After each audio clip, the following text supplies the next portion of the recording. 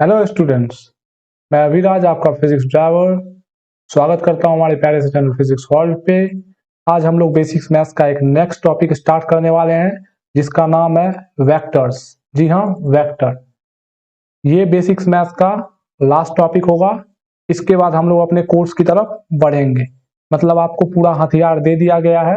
अब हम अपने कोर्स में जो भी इस हथियार का यूज जैसे होगा वैसे करना सीखेंगे। तो ये बेसिक्स मैथ्स का लास्ट लेक्चर होगा, यानी कि लास्ट टॉपिक होगा। अब देखते हैं वेक्टर पे कितना लेक्चर बन पाता है। मेनली एक या दो बनेगा। इसके बाद हम लोग अपने कोर्स को स्टार्ट करेंगे। तो चलिए आज पढ़ते हैं हम लोग वेक्टर के बारे में। जैसा कि देख सकते हैं यहाँ पे आपको लिखा हुआ है वेक्टर। अब आप देख रहे हैं मैंने इस साइन का यूज किया है।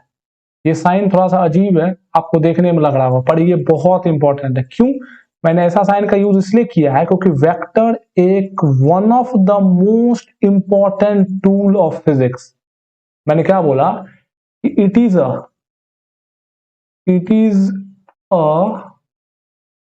One of the most important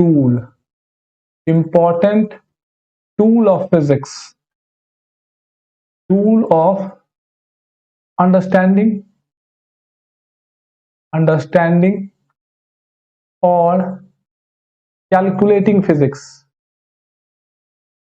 अगर आपको फिजिक्स को कैलकुलेशन ऑफ और फिजिक्स, अगर आपको फिजिक्स को समझना है और अगर आपको उसके कैलकुलेशंस को करना है तो वेक्टर आपका एक बहुत बहुत बहुत इंपॉर्टेंट टॉपिक है।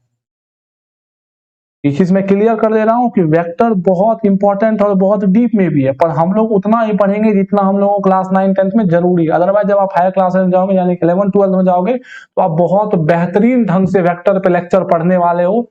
20-25 क्लास एक एक महीने चलते हैं इस पे लेक्चर, बहुत खूबसूरती से चलता है। पर हम लोग इतना ही सीखेंगे जितना आपके पूरे कोर्स में यूज आने वाला है। अब सवाल उठता है कि आखिर कैसे हमको ये पता चलेगा कि इसके बिना हम लोग कुछ कर ही नहीं सकते हैं या बहुत चीज नहीं कर सकते हैं।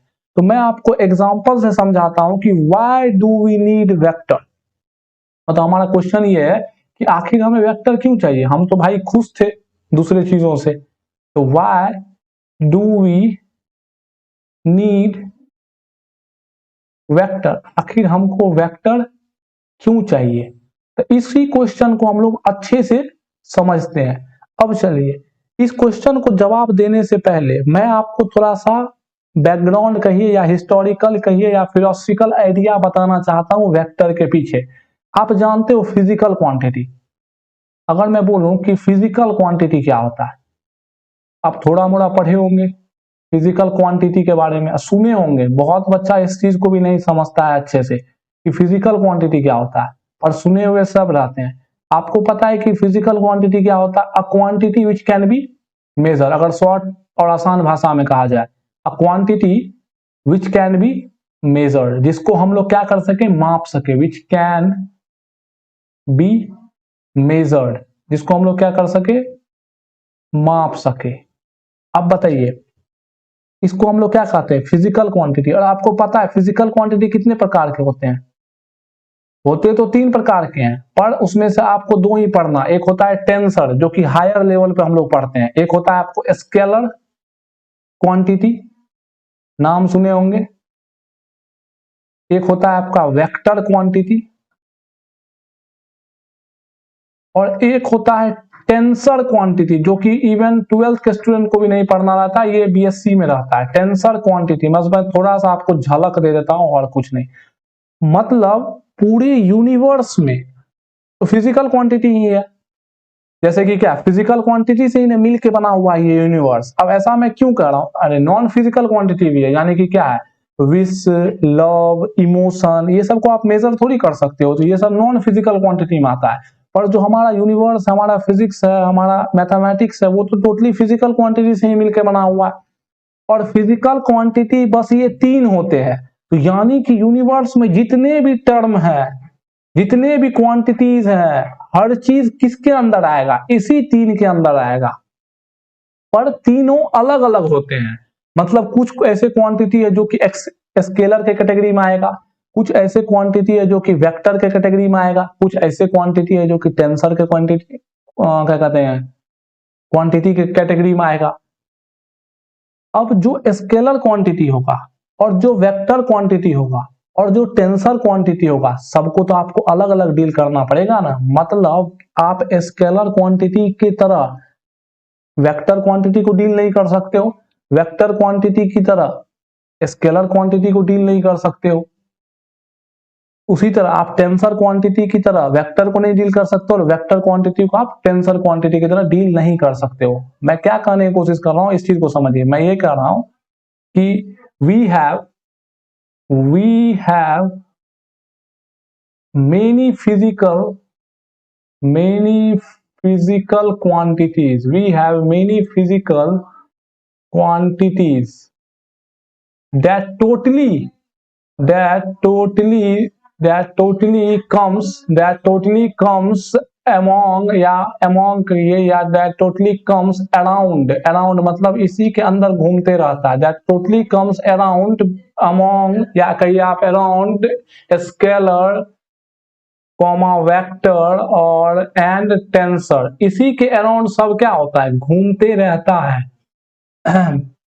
अब आपको पता है, ये भी आपको पता है, अगर कुछ स्केलर क्वांटिटी होगा, कुछ वेक्टर क्वांटिटी होगा और कुछ टेंसर क्वांटिटी होगा, तो सबका मैथमेटिक्स अलग होगा। क्योंकि क्वांटिटी जब आप बदलोगे, जैसे कि आप दूध और आलू को सेम थोड़ी कह सकते, दोनों का इक्विवेलेंट, दोनों का नेचर क्या है, अलग अलग। तो अगर उसका नेचर अलग अलग है तो कहीं ना कहीं तो नेचर के हिसाब से ही ना मैथमेटिक्स हम लोग डेवलप करते हैं। जैसे कि स्लोप के नेचर के अकॉर्डिंग हम लोग को मैथमेटिक्स लाना पड़ा। अगर स्लोप कांस्टेंट रहता तो हम लोग नॉर्मल मैथमेटिक्स का यूज करते थे, और स्लोप जब वेरिएबल होने लगा, मतलब रफ सरफेस आने लगा, तो फिर हम लोगों को मैथमेटिक्स के टूल को बदलना पड़ा। तो जी हाँ, उसी प्रकार if you change the quantity, if you change the nature of quantity, if you change the nature of quantity, nature of quantity, अगर आप क्वांटिटी के नेचर को चेंज करते हो, यानी क्या, अगर आप स्केलर से वेक्टर कर देते हो या वेक्टर की बातें करते हो, कभी टेंसर की बातें करते हो, कभी स्केलर की बातें करते हो, तो यू शुड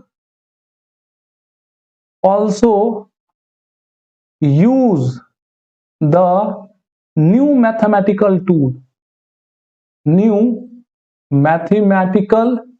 आपको नया मैथमेटिकल टूल यूज करना होगा। बिकॉज क्योंकि आपको पता है कि हर क्वांटिटी का अपना नेचर होता है और उसी नेचर के अकॉर्डिंग उसका अपना मैथमेटिक्स डेवलप्ड होगा। Because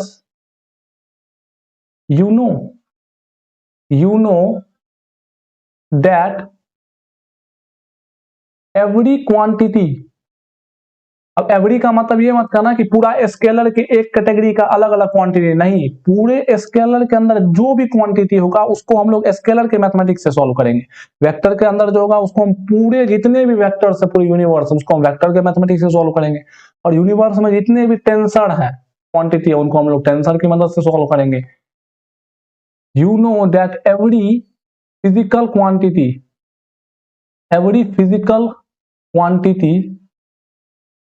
has its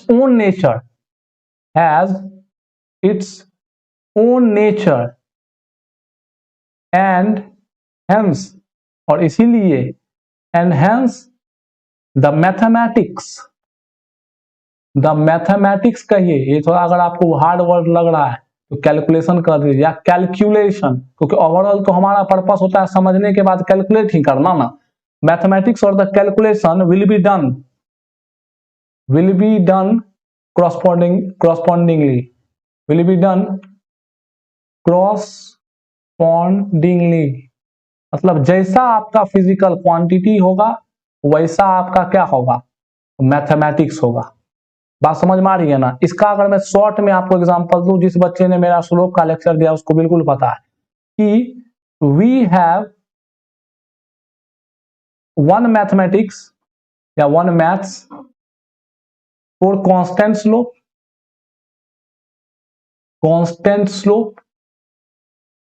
but other mathematical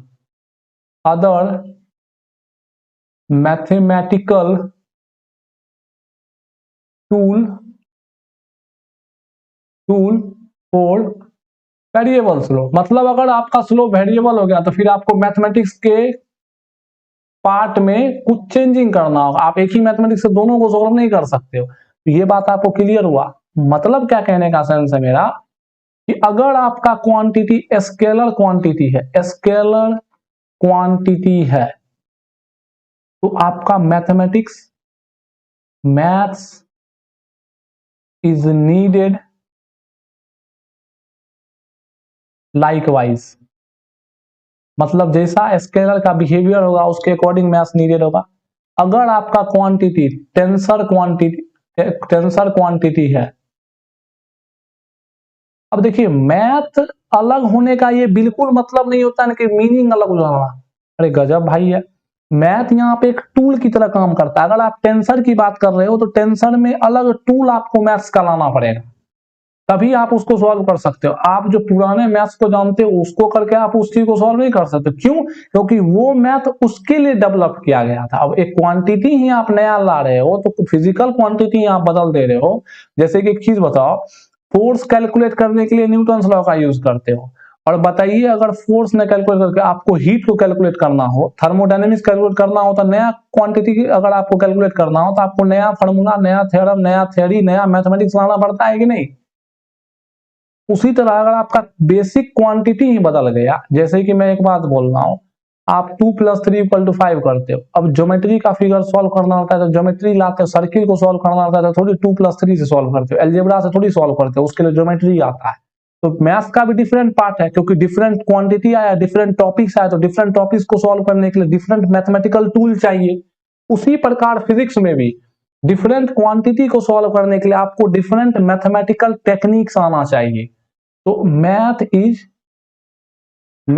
is same, वही बात, नीडेड लाइकवाइज, मतलब वेक्टर टेंसर के अकॉर्डिंग चाहिए। और सेम बात आपको वेक्टर के लिए, अगर आपका वेक्टर क्वांटिटी है तो मैथ भी किसी की तरह होगा, मैथ इज नीडेड लाइकवाइज, मतलब मैथ इज नीडेड लाइकवाइज, मतलब जैसा क्वांटिटी होगा उसके अकॉर्डिंग आपको मैथमेटिकल टूल, यहां पे मैं लिख देता हूं, टूल नीडेड होगा।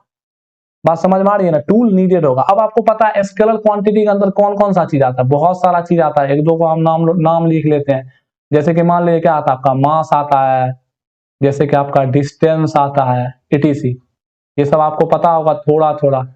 अब देखिए वेक्टर क्वांटिटी के अंदर आपको पता है कि बहुत सारा चीज, जैसे कि मान लीजिए आपका वेलोसिटी आता है, जैसे कि मान लीजिए आपका क्या कहते हैं एक्सेलरेशन आता है, etc। बहुत सारा चीज आता है। अब टेंसर के अंदर आपको नहीं सीखना है, टेंसर क्वांटिटी आपको बीएससी लेवल में पढ़ना रहता है। अरे यार मैंने तो उल्टा लिख दिया, ये चीज उल्टा लिख दिया।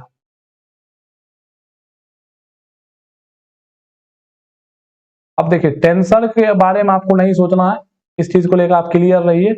एग्जाम्पल अगर इसका इसका क्या होगा, मान लीजिए वेलोसिटी आता है, फोर्स आता है, etc, बहुत सारा चीज आता है। अब देखिए टेंसर के बारे में आपको नहीं सोचना, इसको आप खाली छोड़ सकते हैं। बताने के लिए मैं बता सकता हूँ, मुंह से मैं बोल दे रहा हूँ, जब आपको कर्वेचर ऑफ स्पेस के बारे में डील करना होता है तो वहां पर टेंसर आ जाता। कुछ समझ में आया? तो जो चीज समझ में ही नहीं आया उसके बारे में जान के क्या करेंगे, और जो चीज को आपको समझाया भी नहीं जा सकता उसके बारे में भी जान के क्या किया जाए। तो जो आप समझ पा रहे हैं या जो मैं समझा सकता हूँ या जो आपके लेवल का है वो हर चीज मैं आपको दे रहा हूँ, आपको पता है ये चीज। तो मेनली आपका क्वांटिटी तीन प्रकार का होता है, मतलब मेजरेबल क्वांटिटी तीन प्रकार का होता है, स्केलर क्वांटिटी, वेक्टर क्वांटिटी। आपको इस दोनों पे ध्यान देना है, टेंसर को भूल जाइए। स्केलर क्वांटिटी और आपका क्या हो गया, वेक्टर क्वांटिटी। अब देखिए, अब हम लोग देखते हैं कि हम लोग को आखिर वेक्टर का जरूरी क्यों पड़ा, क्योंकि हमारे पास वेक्टर क्वांटिटी तो पहले से है, वेक्टर क्वांटिटी पहले से है, और हमें वेक्टर के लिए वेक्टर का जरूरत क्यों पड़ा, वेक्टर के मैथमेटिक्स का जरूरत क्यों पड़ा, इस चीज को हम सीखने वाले हैं ना। तो चलिए देखते हैं। पहले पहले हम लोग बात करते हैं स्केलर क्वांटिटी का, थोड़ा सा बात करते हैं, ज्यादा कुछ नहीं, तो बात करने जैसा कुछ है नहीं स्केलर, ताकि आपको थोड़ा सा बैकग्राउंड नॉलेज पता चले कि वेक्टर आखिर आया कैसे, आखिर हम लोग काहे सोचे वेक्टर के बारे में। भाई वेक्टर नहीं सोचते, मेरा काम आराम से चल रहा था, पर कहां फंस गए जो वेक्टर सोचना पड़ गया। अब देखिए स्केलर क्वांटिटी मतलब क्या होता है, एक ऐसा क्वांटिटी।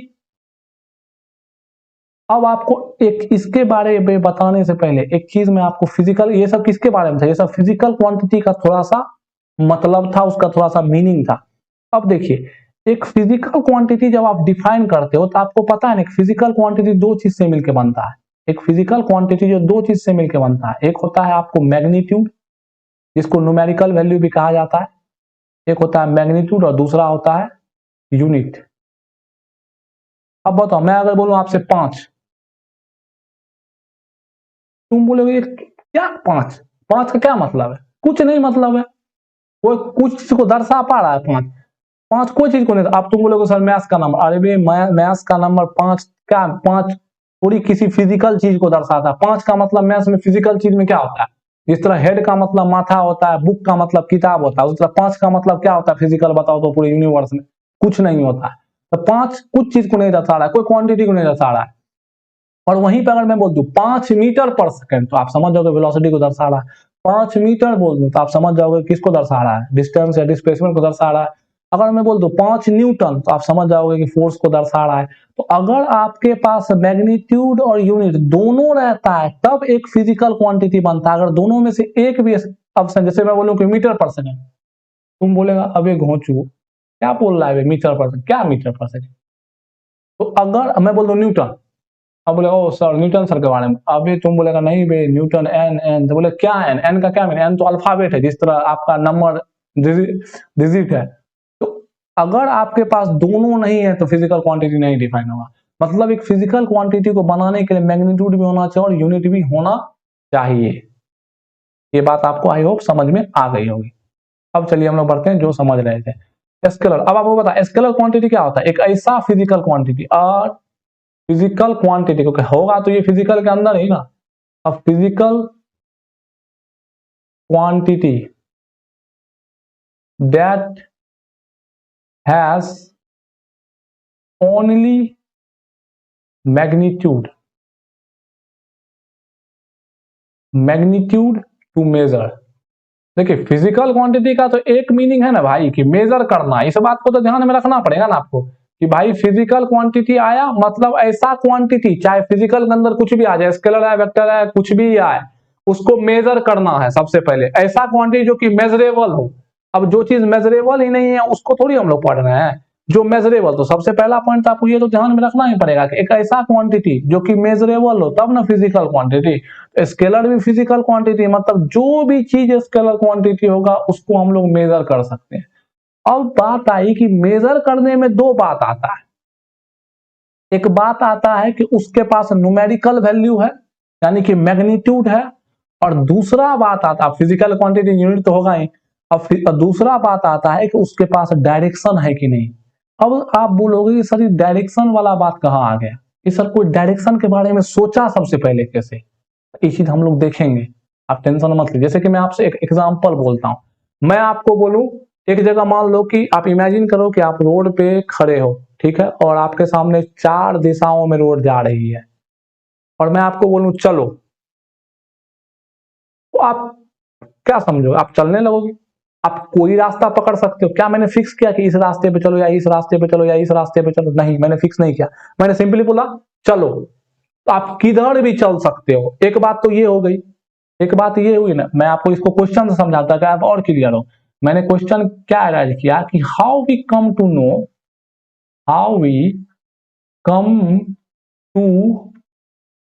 नो। देखिए हम लोग वेक्टर में जाने से पहले उसके फिलोसफिकल आइडिया को देखने, ताकि आपको ये पता चल सके कि वेक्टर टॉपिक किसी के दिमाग में उठा कैसे ये बात कि वेक्टर जरूरी है।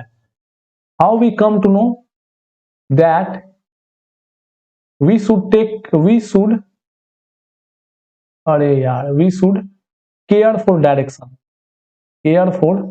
डायरेक्शन। ये बात हमको पता कैसे चला ना कि भाई डायरेक्शन का भी अपना इज्जत है। कहने का मतलब तुमको डायरेक्शन को भी वैल्यू देना पड़ेगा। अगर डायरेक्शन को तुम अगर वैल्यू नहीं देता है, तुम्हारा बहुत चीज बदल जाएगा। क्योंकि किसी चीज का वैल्यू देने का मतलब क्या हुआ? अगर वो उसमें कुछ चेंजिंग आ रहा तो बहुत चीज चेंज हो रहा है, कि तब ना उसका इफेक्ट आपको पता चलेगा। हाँ ये पीपल अगर इफेक्ट कर सकता है तो वो कुछ करेगा। तो जैसे कि मान लीजिए कोई भी हमारे साइंटिस्ट है, उनका बहुत प्रसिद्धि है, अब अगर वो कुछ भी करते हैं तो वो पूरी दुनिया पे इफेक्ट डालता है। उसी तरह कि डायरेक्शन का क्या रोल है, आखिर किसी के दिमाग में डायरेक्शन वर्ड आया क्यों वो सोचा कि किसी चीज के लिए डायरेक्शन का जरूरी है, इस बात को समझते हैं। हम आपको इस बात को एग्जांपल से समझा रहे हैं। मान लेते हैं कि आपके पास 2 एग्जांपल है। अब बताइए कि एक एग्जांपल है कि मान लेते हैं ये रोड है और ये रोड जो है आपको 4 रोडों में टूटती है। ये रोड जो है आपको 4 रोडों में टूटती है और यहाँ पे क्या है आपका एक गोलंबर है, आप समझ लो यहाँ पे आपका गोलंबर है। यहाँ से आप इधर भी जा सकते हो, यहाँ से आप इधर भी जा सकते हो, यहाँ से आप इधर भी जा सकते हो और यहाँ से आप इधर भी जा सकते हो और यहाँ पे आप खड़े हो। ये इधर भी जाता है, ये इधर भी जाता है, ये इधर भी जाता है और ये इधर जाता है। अब बताइए अगर मैं बोलूं पहले एग्जांपल में केस 1 में तुम चलो, तुम चलो, तो इससे आप क्या समझोगे? आप किधर भी चल दोगे, आप इधर इधर भी चल दोगे। एक तो बात चल दोगे। एक बात तो ये होगी। अब मैं इसी जगह अगर दूसरा एग्जांपल दूं, मान लेते हैं ये रोड ए है आपका और ये रोड बी है, ये रोड आपका सी है और ये रोड डी है और मैं बोल रहा हूं दूसरे एग्जांपल में सेम रोड है, सब कुछ सेम है। एक रोड ऐसे है, दूसरा रोड ऐसे है, तीसरा रोड ऐसे है और चौथा रोड ऐसे है। बीच में गोलंबर है, अभी भी आपका इससे कनेक्ट हो रहा है, ये से कनेक्ट हो रहा है, इससे कनेक्ट हो रहा है, ये ऐसे कनेक्ट हो रहा है और ये ऐसे कनेक्ट हो रहा है। ये इधर जा रहा है, ये इधर जा रहा है, इधर जा रहा है, इधर जा रहा है। अब आप यहाँ खड़ा हो और दूसरे केस में मैं बोलूं कि तुम सीधे चलो, चलो, तो आप क्या समझोगे? आप कैसे चलोगे? आप स्ट्रेट चलोगे, स्ट्रेट आपका मोशन होगा। अब बोलिए कि क्या केस 1 के बाद में ये वही आपका रोड है, ए रोड, बी रोड, सी रोड और डी रोड। देखिए क्या इस केस में मेरा, इसमें बताइए इसमें जो आउटकम आएगा, आउटकम का मतलब क्या? इस केस में जो आउटकम होगा यानी क्या रिजल्ट जो होगा वो क्या है? अननोन है, अननोन है। मतलब कुछ भी आ सकता है, रैंडम है, कुछ भी। आप ए पे भी जा सकते हो, बी पे भी जा सकते हो, सी पे भी जा सकते हो, कुछ भी जा सकते हो। और इसमें जो आपका रिजल्ट है वो क्या है? वो फिक्स है यानी कि नोन है, जो कि क्या है? जो कि है बी की तरफ ये बंदा जाएगा। तो बताइए क्या केस 1 और केस 2 वाले बात में दोनों में डिफरेंस है कि नहीं? मैं आपसे अगर क्वेश्चन पूछूं क्या केस 1 एंड केस 2 में डिफरेंस है, तो आप क्या बोलोगे? आप बोलोगे हाँ डिफरेंस है, हाँ डिफरेंस है। तो बताइए डिफरेंस है क्योंकि इसमें रिजल्ट फिक्स है, इसमें रिजल्ट फिक्स है और इसमें रिजल्ट अननोन है। तो कहां, अब मैं आपसे अगर ये तो मेरा हो गया पहला क्वेश्चन। अब मैं आपसे पूछूं दूसरा क्वेश्चन। देखिए कॉन्सेप्ट को क्लियर करने का एक सबसे अच्छा तरीका कि कोई कॉन्सेप्ट को क्वेश्चन में तोड़ दीजिए, देखिए एक पॉइंट क्लियर होगा। अब मैं पूछूं कि क्या डिफरेंस है,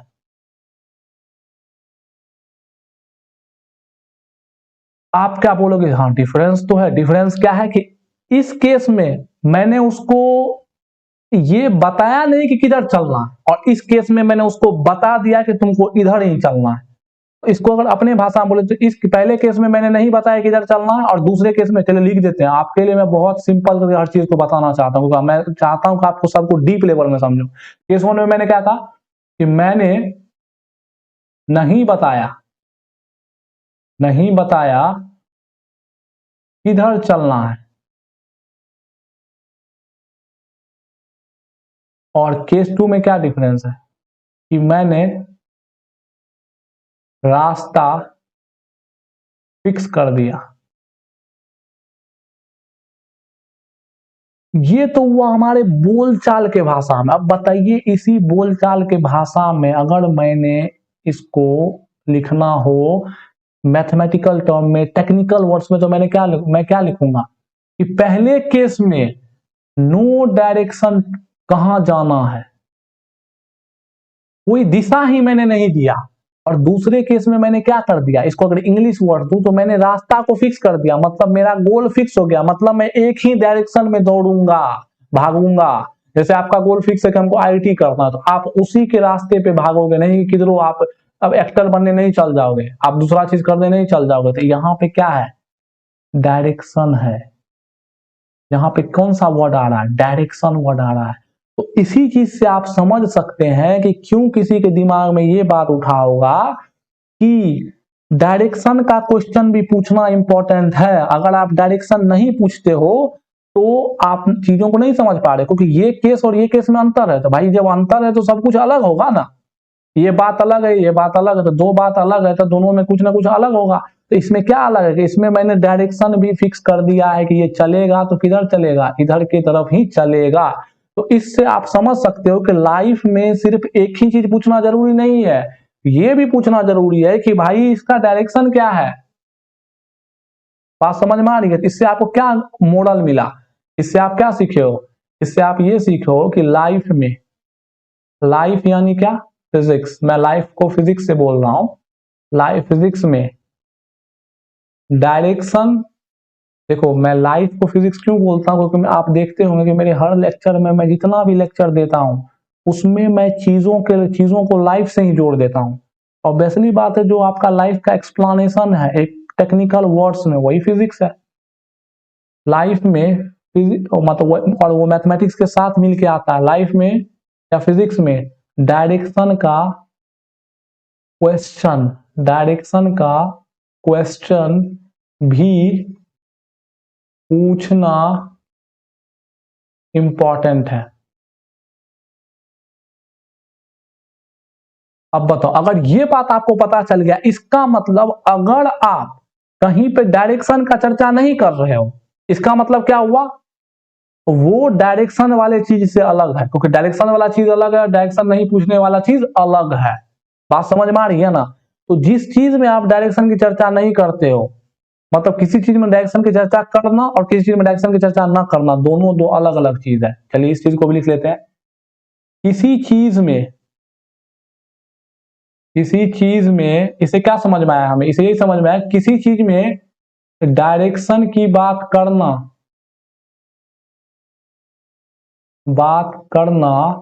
और डायरेक्शन की बात ना करना, और डायरेक्शन की बात न करना, दो सेम बात नहीं है। या सीधा लिखे, दो अलग अलग बात है, दो अलग अलग बात है। अब अलग अलग बात है, इसका मतलब क्या, इसका मतलब दोनों का मीनिंग भी अलग है। बिल्कुल सही, दोनों का मीनिंग अलग है, मीनिंग भी अलग है। अब अगर दोनों का मीनिंग अलग है तो इसका क्या मतलब है, दोनों का रूल या सोचने का तरीका भी अलग होना चाहिए। मतलब क्या, सोचने का तरीका भी अलग होना चाहिए, तरीका भी अलग होना चाहिए। आप अपने लाइफ में ही देखिए ना, आपके पास अगर दो अलग पहलू आता है, क्या एक ही तरीके से सोचते हो? अगर एक ही बताओ, पढ़ाई करना और पैसा कमाना दो अलग अलग चीज है। तो जिसमें पढ़ाई जैसे करना है, वो दिमाग क्या पैसा कमाने पे लगाते हो? बिल्कुल नहीं। पैसा कैसे कमाया जाता है वो दिमाग ना आपको लगाना पड़ेगा, अगर आपको पैसा कमाना है तो। उसी तरह सोचने का तरीका भी क्या होगा, अलग होगा। और अगर सोचने का तरीका अलग होगा तो पक्की रूप से फिजिक्स भी अलग होगा। फिजिक्स भी, क्योंकि फिजिक्स ही सोचना है, फिजिक्स भी अलग होगा। और अगर फिजिक्स भी अलग होगा तो मैथ्स भी क्या होगा, अलग होगा, क्योंकि फिजिक्स को ही हम पेन डाउन करके मैथ्स बनाते हैं, फिजिक्स मैथ्स भी अलग होगा। ये बात समझ में आ रही है? तो मैथ्स भी आपका क्या होगा, अलग होगा। तो इससे क्या पता चला कि अगर मेरे पास कुछ ऐसे चीज हैं जिनमें मैं डायरेक्शन नहीं दे रहा हूं, तो उसमें कुछ कर, जैसे कि मान लो कि इस एग्जांपल में मैंने क्या बोला, इस एग्जांपल में बोला ये व्यक्ति चलेगा, तो किधर भी चलेगा लेकिन कुछ दूरी तो तय करेगा। दोनों में कॉमन क्या है, दोनों में कॉमन क्या है, दोनों में ये कॉमन है कि दोनों में इस इंसान ने कोई ना कोई दूरी तय किया। अब मैं ये भी चीज में लिखता हूं कि केस वन, इससे आप एक ही समझोगे, केस वन और केस टू में कॉमन क्या है, कॉमन क्या है? आप बोलोगे सर दोनों केसों में, दोनों केसेस में आदमी ने कुछ दूरी तय की है, केस 1 में किधर भी की है, केस 2 में किस डायरेक्शन में की है, दूरी तय की है। मतलब यहां पे केस 1 से एक ज्यादा चीज एक्स्ट्रा है, मतलब यहां पे दूरी तय की, उसको मापने को क्या कहते हैं, न्यूमेरिकल वैल्यू, जैसे 2 मीटर चला, 5 मीटर चला, तो यहां पे मैग्नीट्यूड यानी कि न्यूमेरिकल वैल्यू, मैग्नीट्यूड यानी क्या, न्यूमेरिकल वैल्यू जो कि हमेशा पॉजिटिव होता है, न्यूमेरिकल वैल्यू जो कि हमेशा क्या होता है, पॉजिटिव, न्यूमेरिकल वैल्यू भी है और डायरेक्शन भी है, और यहां पे सिर्फ और सिर्फ क्या है, मैग्नीट्यूड है, यहां पे सिर्फ और सिर्फ क्या है, मैग्नीट्यूड है। तो यही चीज इस दोनों को अलग बनाती है, क्या, डायरेक्शन एक अलग से बात आ गई है, इसके पास एक डायरेक्शन भी, और इसलिए यही डायरेक्शन इस दोनों बात को अलग बनाती है। जब बात अलग तो फिजिक्स अलग, हर चीज अलग सॉरी, सब कुछ अलग, तो आपको मैथमेटिक्स भी अलग डेवलप करना पड़ेगा। जी हाँ, तो जो आपका केस 1 है वो आपका स्केलर क्वांटिटी होंगे, मतलब ऐसे हर प्रकार के क्वांटिटी जो केस 1 के तरह बिहेव करते होंगे, मतलब वो किस डायरेक्शन में जाए उनसे उनको कोई मतलब नहीं है, मतलब डायरेक्शन का प्रभाव उन पे नहीं पड़ता है, तो वैसे हर क्वांटिटी को हम लोग क्या कहेंगे, स्केलर क्वांटिटी कहेंगे। तो केस 1 आपका क्या है, स्केलर क्वांटिटी। तो बताइए स्केलर क्वांटिटी पे कुछ ना तो इसके पास है ना, तो इसके पास सिर्फ क्या होता है, मैग्नीट्यूड होता है मेजर करने के लिए, क्योंकि मेजर तो करना है। और आपका केस 2 क्या होगा, आपका केस 2 में डायरेक्शन भी ऐड हो गया है, तो अगर डायरेक्शन भी आ गया है, पक्का ये स्केलर क्वांटिटी तो नहीं होगा। तो अगर स्केलर क्वांटिटी नहीं है तो कुछ और क्वांटिटी होगा, तो उस क्वांटिटी को नाम दिया गया कि वेक्टर क्वांटिटी। जी हाँ, वेक्टर क्वांटिटी नाम दिया गया, जिसके पास क्या होगा, मैग्नीट्यूड भी होगा प्लस डायरेक्शन भी होगा। बात समझ में आ रही है ना, मैग्नीट्यूड भी होगा और डायरेक्शन भी होगा। अब इसका मैथमेटिक्स अलग होगा और इसका मैथमेटिक्स अलग होगा, क्योंकि इसमें हमको डायरेक्शन का भी ध्यान रखना पड़ेगा। बात समझ में आ रही है ना। एक चीज में जो मैंने अपने टीचर से सीखा है, जो मैं आपको बताना चाहता हूं कि आप वेक्टर क्वांटिटी, आप यहाँ कॉन्सेप्चुअली आप पूरी तरह समझ गए। आप एक चीज बताइए, अगर आप इन दोनों में से किसी एक चीज को भी बदलते हो, इस दोनों में से अगर आप किसी एक चीज को भी बदलते हो, तो आपका तो क्वांटिटी बदल गया ना, आपका तो ये चेंज हो गया ना। जैसे कि मैं इसे एग्जांपल में बताऊं, अगर मैं बोल दूं कि तुमको 10 डिग्री एंगल पे चलना, तो तुम बी रोड पे थोड़ी पहुंचोगे, तो तुम तो सी रोड पे या सी रोड पे पहुंच जाओगे। तो जी हाँ, अगर आप मैग्नीट्यूड या डायरेक्शन दोनों में से कुछ बदलते हो, तो वो क्वांटिटी का वैल्यू क्या हो जाएगा, बदल जाएगा। बात समझ में आ रही है ना। मतलब अगर आप एक वेक्टर क्वांटिटी का, क्योंकि वेक्टर क्वांटिटी मैग्नीट्यूड और डायरेक्शन दोनों से मिलके बना हुआ है, बात समझ में आ रही है ना, दोनों से मिलके बना हुआ। एक सर से मैंने सीखा है कि जिस तरह आपका ड्रेस ड्रेस क्या होता है, शर्ट और पैंट से मिलके बना होता है, अगर आप दोनों में से एक भी चीज को चेंज कर देते हो तो आपका पूरा ड्रेस चेंज हो जाता है। ये मेरे एक टीचर थे, उन्होंने मैंने ये सीखा, उनसे मैंने ये सीखा, बहुत अच्छे टीचर। तो इस चीज को आप समझ में आ रही है ना आपको बात, कि आपका जो ड्रेस है वो शर्ट और पैंट दोनों से मिल के बना हुआ है, और अगर दोनों में से कोई एक चीज भी चेंज होगा तो आपका ड्रेस चेंज हो जाएगा। उसी तरह आपका वेक्टर क्वांटिटी, और इस पे फर्क नहीं पड़ेगा, तो सिर्फ शर्ट से मिलकर बना हुआ है तो कोई दिक्कत नहीं है इस पे। तो आपका वेक्टर क्वांटिटी में से दोनों में से अगर कोई एक चीज भी चेंज हुआ, if any single thing will change, then the value of that vector quantity changes. मतलब वो चाहे वेलोसिटी हो या फोर्स हो, फोर्स में से जैसे आप डायरेक्शन या मैग्नीट्यूड दोनों में से कुछ चेंज करते थे तो फोर्स चेंज हो गया, वेलोसिटी में आप डायरेक्शन या मैग्नीट्यूड को चेंज करते हो तो आपका वेलोसिटी चेंज हो गया। That vector value of that vector quantity changes. आपको आई होप ये पता चल गया होगा कि आखिर हम लोग वेक्टर क्वांटिटी पे आए कैसे। अब हमें वेक्टर क्वांटिटी के बारे में थोड़ा सा पता चल चुका है कि वेक्टर क्वांटिटी के पास क्या होता है, मैग्नीट्यूड भी होता है और डायरेक्शन भी होता है। एग्जाम्पल के तौर पे मैंने आपको बता ही दिया, फोर्स, वेलोसिटी, ये हर चीज। मतलब अगर मैं इसको थोड़ा सा और आपको एलोबरेट करूं, दो केस में मैं एलोबरेट करना चाहता हूं, मैं यहाँ पे आपको लाइन फाड़ देता हूं और समझिए। ये है आपका स्केलर केस। स्केलर केस में क्या है कि सिर्फ मैग्नीट्यूड है, मतलब इसको सिर्फ मैग्नीट्यूड से फर्क पड़ेगा। और ये है आपका वेक्टर केस। तो वेक्टर केस को क्या होता है, इसमें सिर्फ आपको मैग्नीट्यूड से फर्क पड़ेगा। अगर आप मैग्नीट्यूड को बदलोगे तो आपका क्वांटिटी बदलेगा, वैल्यू मतलब उसका बदलेगा। और इसको मैग्नीट्यूड प्लस डायरेक्शन दोनों से फर्क पड़ता है। अगर दोनों में से एक भी बदला तो ये बदल जाएगा। जैसे कि एज फॉर एग्जांपल सोचिए एक चीज को, मान लेते हैं कि आपके पास एक ग्राउंड है, आप उस ग्राउंड पे 4 बॉक्स को रखते हो। मान लो एक बॉक्स ये है आपका, दूसरा बॉक्स ये है आपका, और तीसरा बॉक्स ये है आपका। अब ये 2 kg का है, ये 3 kg का है, ये 5 kg का। तो मान लीजिए इस ग्राउंड में जो है वेइंग मशीन लगा हुआ है, यहाँ पे आपका वेइंग मशीन है लगा हुआ। और ये रीडिंग कुछ क्या देता है, यहाँ पे जो रीडिंग होता है वो रीडिंग होता है आपका, मान लेते हैं कि रीडिंग कितना हो गया। अगर वेट इसका हम लोग नापे, वेट अगर नापे तो कितना हो गया, तो 2 3 5 और 5 5 10। अगर ये कहता है यहाँ पे 10 kg, अगर आप ऐसे कहो या फिर इन मास को ऐसे रख दो, मान लेते हैं कि आप इस मास को रखने के तरीके को बदल दिए, यानी कि रोड को चेंज कर दिए। मतलब अगर आप क्या किए कि ऐसे कर दिए कि नीचे में रख दिए 5 और उसके ऊपर रख दिए 3, और अब ऐसे रख दिए आपको 2 kg। वैसे देखिए इसमें थोड़ा फर्क आ जाता है, पर एक्चुअल में उतना फर्क नहीं आता। मान लेते हैं 3 है, ये 5 है। अब भी जो इसका रीडिंग होगा, अब भी जो ये रीड करेगा वो रीड करेगा 10 kg ही। मतलब आप इसके पोजीशन के डायरेक्शन को चेंज करोगे, उससे कोई फर्क पड़ने वाला नहीं है। अभी भी जो इसका वेट होगा, वेट मास यानी क्या, अभी मैं यहाँ वेट करने की कोशिश कर रहा हूँ। वेट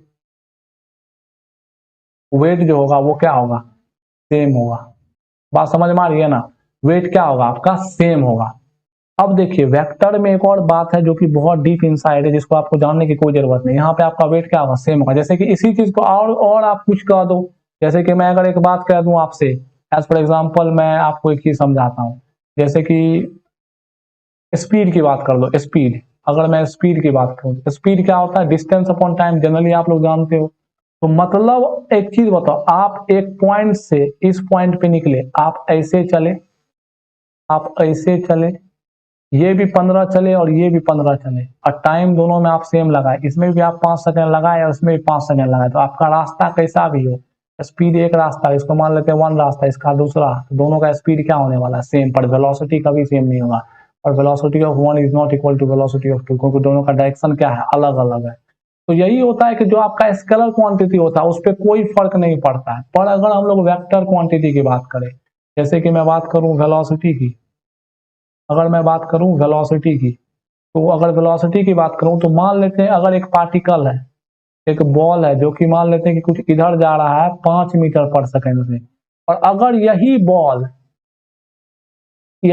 अगर आपको ऐसे जा रहा है 5 मीटर पर सेकंड से, तो ये एक मान लेते हैं कि यही सेम आपका बॉल है, तो केस 1 और case 2, the velocity in case 1 does not equal to velocity in case 2। मतलब दोनों का वेलोसिटी क्या है, यहाँ पे अलग अलग है। क्यों, क्योंकि डायरेक्शन क्या है, डायरेक्शन हो गया आपका क्या, डिफरेंट। और अगर डायरेक्शन या दोनों में से कुछ भी बदला, आपका वो क्वांटिटी क्या होगा, बदल जाएगा। तो आपका ये क्या हो गया, बदल गया। तो यही है आपका वेक्टर क्वांटिटी। आपको आई होप वेक्टर क्वांटिटी के बारे में पता चल गया कि वो आया कहां से और वो होता क्या है। अब चलिए, एज वी नो दैट अब हमको पता है एक चीज बताए, अगर आपको मास को जोड़ना हो तो स्केलर क्वांटिटी में हम लोग क्या करते हैं, सिंपल एलजेब्रा जो पढ़े हैं वही, काउंटिंग नंबर जो भी 2 + 3 5 ही होता है। 2 + 3 को आप 2 + 3 जोड़िए। मैं क्या कह रहा हूँ इसको भी आप समझ लेता हो, तुरंत समझोगे। आप 2 + 3 कहो या 3 + 2 कहो, दोनों का वैल्यू क्या होगा, 5 ही होगा।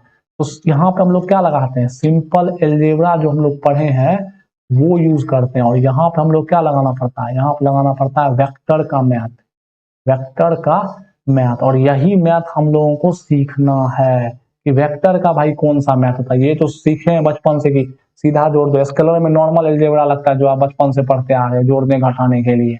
और वेक्टर में तो ये इसमें डायरेक्शन आ जाता है, तो आप सिंपली तो जोड़ नहीं सकते हो, तो इसमें तो डायरेक्शन अगर बदल गया, इसका डायरेक्शन और इसका डायरेक्शन को कोई बंदा अगर ये कहेगा कि केस 1 प्लस केस 2, अगर कोई बंदा ये यहाँ पे कहता है कि केस 1 का वेलोसिटी मतलब velocity of case 1 plus velocity of case 2 बराबर 10 मीटर पर सेकंड होगा, तो ये पूरी सी गलत बात है।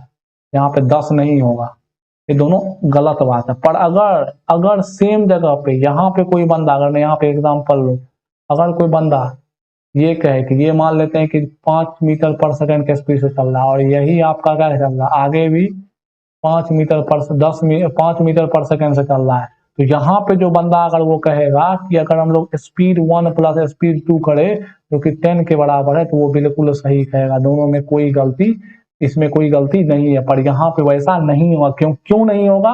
यहाँ पे ये स्पीड है, इसलिए तो समझ, यहाँ ये वेलोसिटी नहीं है, यहाँ पे सिर्फ इसका मैग्नीट्यूड है, स्पीड है, और यहाँ पे क्या है, ये आपका वेलोसिटी है। तो वेलोसिटी डायरेक्शनल क्वांटिटी होता है, मतलब आप डायरेक्टली इसको जिस तरह इसमें ऐड कर देते हो 2 + 3 5 कर देते हो, कोई मतलब नहीं है। इसमें आप डायरेक्टली ऐड नहीं कर सकते हो, इसमें ऐड करने का अपना तरीका होता है। जिस तरह मैथमेटिक्स में सिंपल नंबर्स को जोड़ने के लिए आपने ऑपरेशंस पढ़ा है ना, ऑपरेशन यानी क्या, एडिशन, सब्ट्रैक्शन, मल्टीप्लिकेशन, डिवीजन, उसी तरह वेक्टर के चीजों को जोड़ने के लिए वेक्टर का मैथमेटिक्स जरूरत होता है, यानी कि वेक्टर अलजेब्रा का जरूरत होता है। मैं क्या बोल रहा हूं कि जिस तरह आप नॉर्मल मैथ्स का ऑपरेशन डिफाइन करते हो ना, ऑपरेशन डिफाइन करते हो ना, जिसको आप अलजेब्रा बोलते हो, उसका करते हो ना, जिसको क्या बोलते हो, जिसको अलजेब्रा बोलते हो, उसका अलजेब्रा के अंदर क्या आ जाता है जनरली, प्लस माइनस गुना भागा, यही करते हो ना। उसी तरह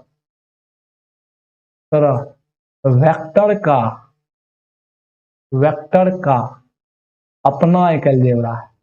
ऑब्वियसली होना भी चाहिए, इसमें एक और चीज एक्स्ट्रा है ना भाई, तो एक्स्ट्रा है तब यही मैथमेटिक्स थोड़ी यहाँ लगाने, तो गलत ही हो जाएगा, क्योंकि ये मैथमेटिक्स इसके अकॉर्डिंग डिजाइन हुआ है, इसके अकॉर्डिंग डिजाइन नहीं हुआ है। अपना क्या है, इसका मैथ्स है, जिसको हम लोग क्या कहते हैं, वेक्टर अलजेब्रा कहते हैं, वेक्टर अलजेब्रा। जब अलजेब्रा है तो ऑपरेशन यहाँ पे भी वही होगा, प्लस माइनस गुना। वैसे इसमें भागा नहीं होता है, लिख दे रहे हैं, होता नहीं है, फिर भी मैं लिख दे रहा हूँ ताकि अभी आप कंफ्यूज नहीं हो। पर ये करने का अलजेब्रा करने का तरीका अलग होगा, पर तरीका अलग होगा। इस बात का आप क्या रखो, ध्यान रखो। तो बात समझ रहे हैं? तो as we know that scalar quantity is different from vector quantity, so we need a different mathematics technique, mathematical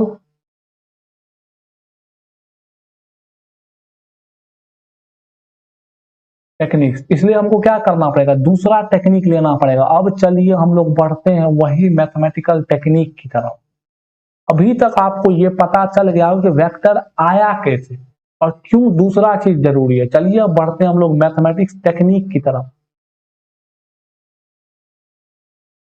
अब हमारा सवाल है, वही सवाल पे वापस आ जाइए। व्हाट इज द प्रॉब्लम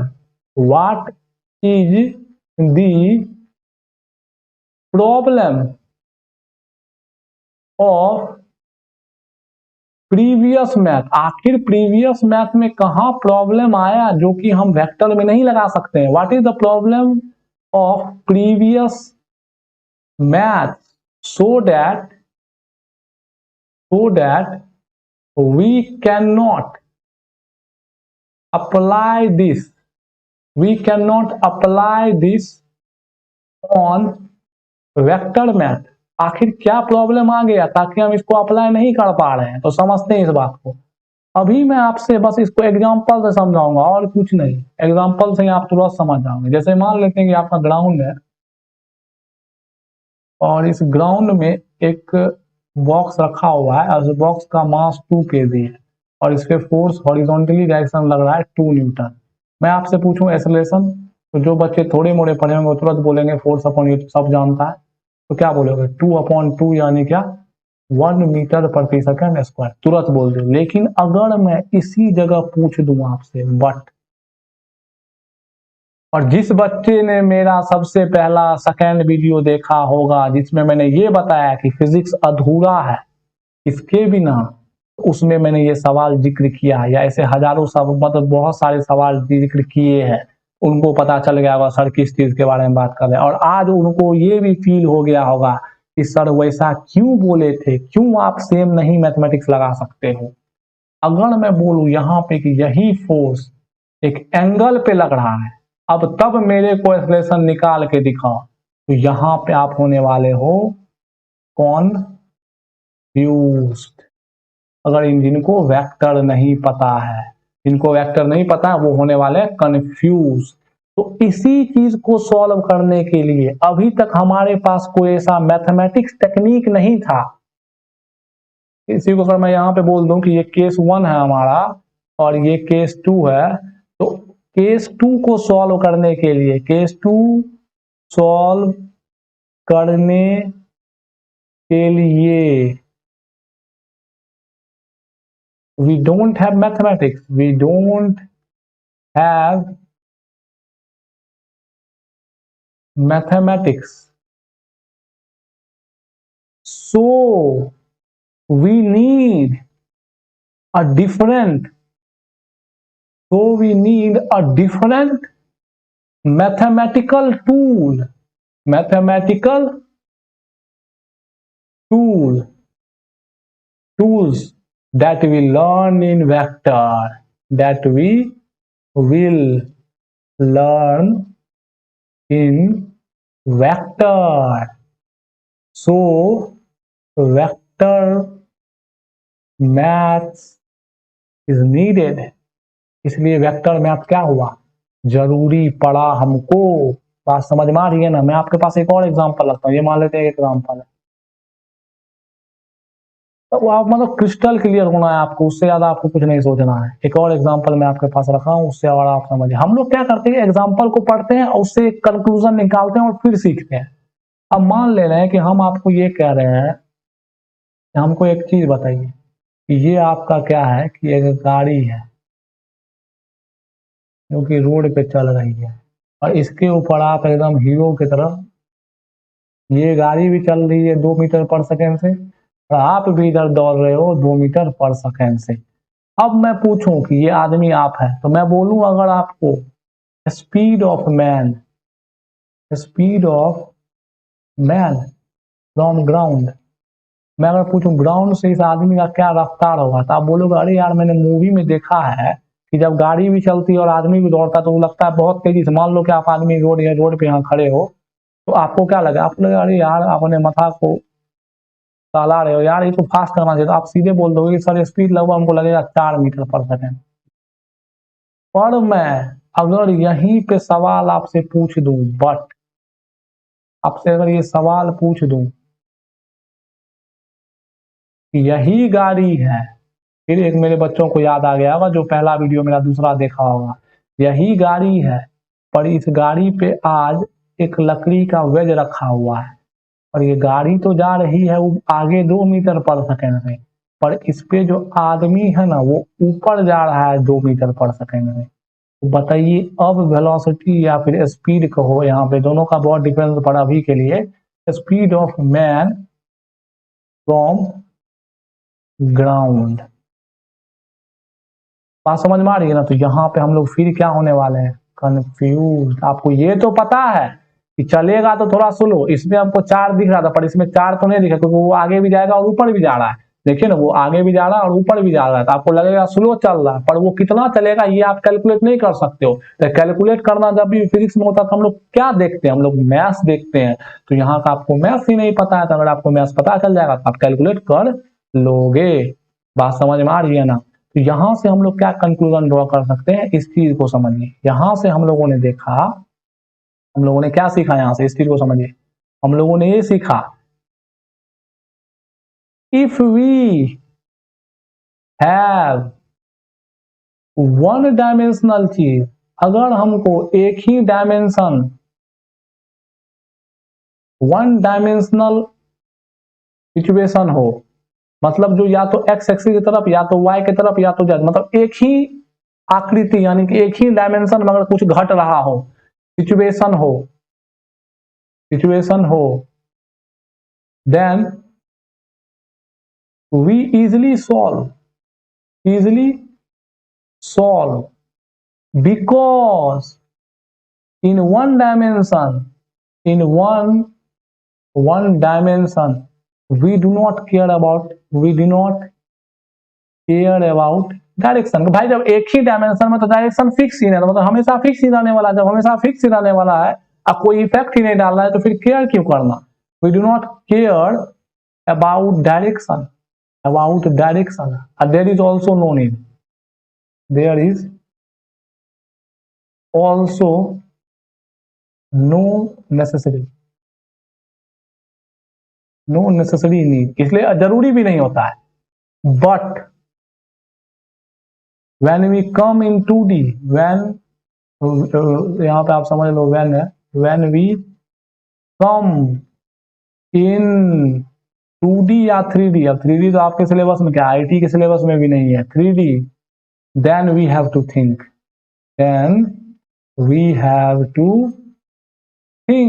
मतलब तब हमें क्या करना पड़ेगा, सोचना पड़ेगा कि भाई अब कौन सा मैथ लाएं। तो चलिए अब आगे देखते हैं, मतलब आपको ये पता चल गया नहीं क्यों जरूरी है, क्यों लाना जरूरी है वेक्टर या कुछ ऐसे डिफरेंट मैथमेटिक्स। जी हाँ, अब देखिए, हमें ये तो पता है कि हम 1D को डील कर लेते हैं, हमें ये चीज तो पता है कि हम क्या कर लेते हैं, 1D को डील कर लेते हैं। पहले मैं स्लाइड ऐड कर देता हूँ आपको, हमारी स्लाइड हो चुकी है खत्म। पहले मैं स्लाइड ऐड कर लेता हूँ, उसके बाद आपको दिखाऊंगा। लोग स्लाइड ऐड कर लेते हैं, चलिए वापस आ जाते हैं अपने स्लाइड पे।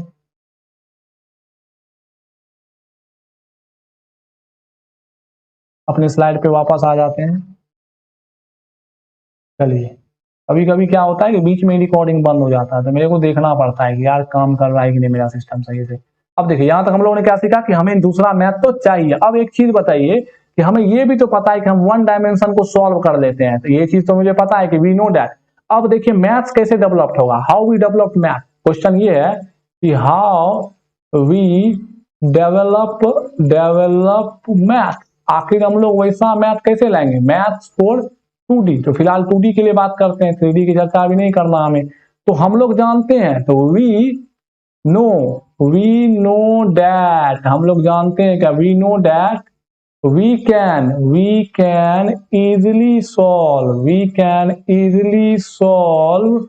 1D क्वेश्चंस, 1D सिचुएशन, हम लोग 1D सिचुएशन को इजिली सॉल्व कर लेते हैं। हम लोगों ने क्या सोचा कि we decided to develop such kind of mathematical technique, such kind of mathematical technique which, जो क्या करे, which reduces the 2D in 1D, मतलब आप एक साइंटिस्ट होते तो ऐसे ही सोचते, मतलब हमें एक ऐसा मैथमेटिक्स चाहिए जो कि 2D या 3D को 1D में तोड़ दे, और या 3D को आप 2D में तोड़ेगा, फिर 2D को 1D में तोड़ दीजिए।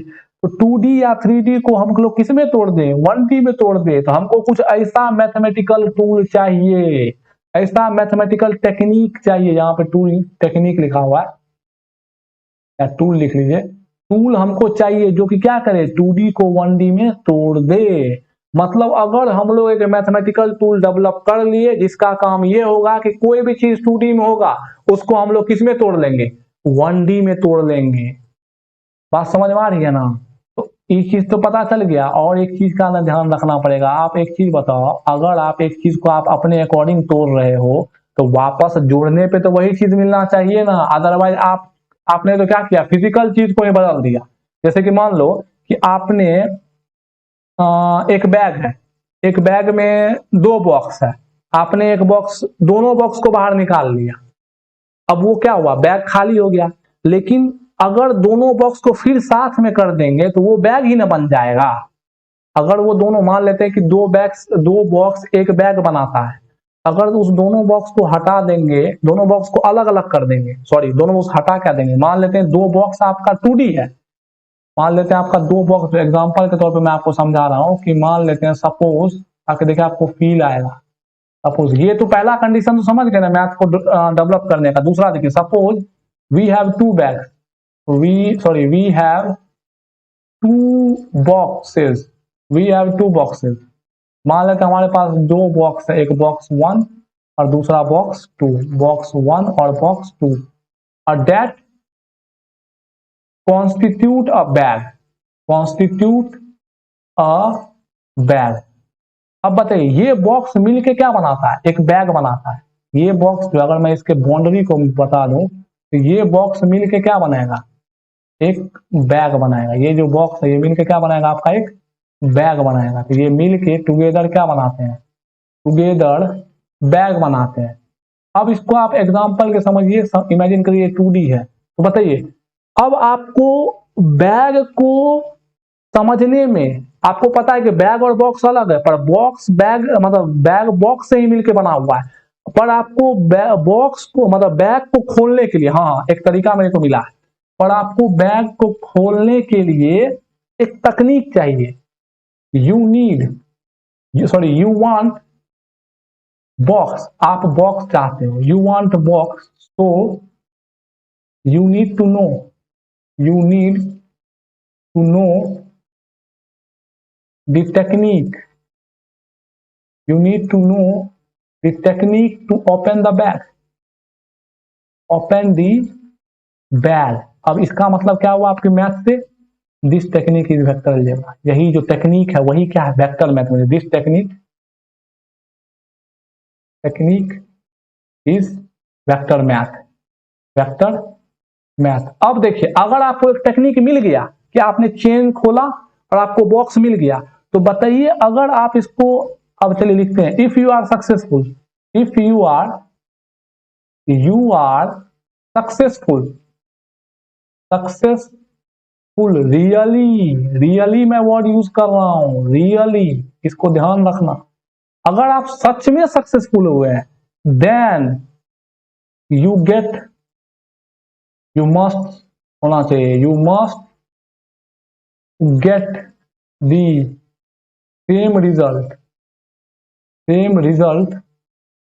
On reversing the process. ये थोड़ा कॉम्प्लिकेशन लगा होगा आपको, लेकिन समझिएगा, रिवर्सिंग द प्रोसेस मैंने समझाया कहाँ जो आपको आसान लगेगा। अब देखिए, अगर मान लेते हैं कि ये आपका एक बॉक्स है और इस बॉक्स में 2 डब्बा है। अब इस बैग को आप खोले, ओपन किए और दोनों बॉक्स को अलग किए, और दोनों बॉक्स को क्या किए, अलग किए। अब अगर आप इस प्रोसेस को रिपीट कर, मतलब रिवर्स करते हो, तो आपको क्या मिलना चाहिए, आपको बैग मिलना ही चाहिए। मतलब अगर ये बैग है और ये क्या है, बॉक्स है, और ये भी क्या है, बॉक्स है, तो फिर अगर आप बॉक्स को वापस स्टिक करो तो आपको क्या मिलना चाहिए, बैग मिलना चाहिए। तभी ना आप रियली में सक्सेसफुल हुए हैं। अदरवाइज आपका जो तरीका है वो तरीका क्या होगा, इनकम्प्लीट तरीका है। आप तब थोड़ी सा, आप ऐसा किए कि बॉक्स, मतलब एक तरीका ढूंढे जिससे बैग खुलना चाहिए। अब बैग खुलने के बाद आप वापस उस बैग को बंद ही नहीं कर सकते, यानी कि दोनों बॉक्स को एक करके बैग बना ही नहीं सकते हो, तो फिर आपका कंपनी थोड़ी चलेगा। बात समझ में आ रही है ना? मतलब रिसाइकल भी अगर आपको करने नहीं आया तो फिर आपका कंपनी नहीं चलेगा। मतलब आप अगर बैग को खोलना जानते हो तो बैग को लगाना भी आपको आना पड़ेगा, तभी ना आप सक्सेसफुल हुए रियल बैग बनाने में। मान लेते एक कंपनी है जो बैग के चेन को खोलने का प्रोसेस दे दिया और बंद करने का प्रोसेस नहीं दिया था, ये कैसा बकलोल वाला प्रोसेस है। यूनिवर्स ऐसे थोड़ी काम करता है। बात समझ रहे हैं ना। तो ये चीज आपको ध्यान में रखना है। तो मतलब आप सक्सेसफुल तब होइएगा जब उस दोनों को मिलाने के बाद वापस क्या मिलना चाहिए, वही मिलना चाहिए। बात समझ रहे हैं ना। अगर आप प्रोसेस को रिवर्स करते हैं तो रिजल्ट कैसा आना चाहिए, सेम आना चाहिए। तो इससे हम लोग क्या समझे, इससे हम लोग ये समझे कि अगर हम लोग if we split if we split 2D into 1D, then on combining the 1D, चाहे दो दो ही होगा ना, क्योंकि वन को दो को आप मतलब 2D को दो ही भाग में तोड़ोगे, या कि वन और वन, एक एक्स और एक वाई में, then 1D should result the same 2D on combining। मतलब अगर आप 2D को 1D में तोड़ते हो तो फिर आपको 1D को मिलाने पे, कंबाइन करने पे वही 2D मिलना चाहिए।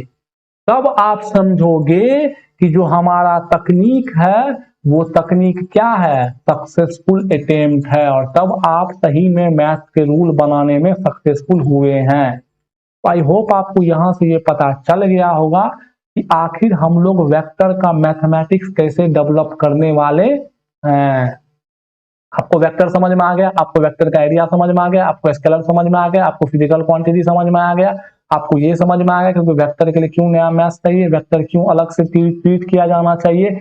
आपको ये समझ में आया कि आखिर हम लोग वेक्टर के मैथ्स को डेवलप कैसे करेंगे। पूरी राम कथा पढ़ ली, पर ये तो जाने ही नहीं, ये तो मैंने आपको बताया ही नहीं कि वेक्टर दिखता कैसा है, वेक्टर होता क्या है।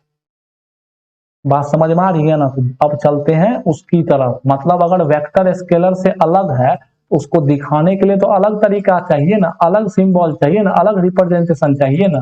अभी तक हम लोग वेक्टर में सिर्फ एंट्री किए, अब वेक्टर के बारे में जानेंगे। बात समझ में आ रही है यहाँ तक के। आई होप आपको हर कॉन्सेप्ट क्लियर होगा।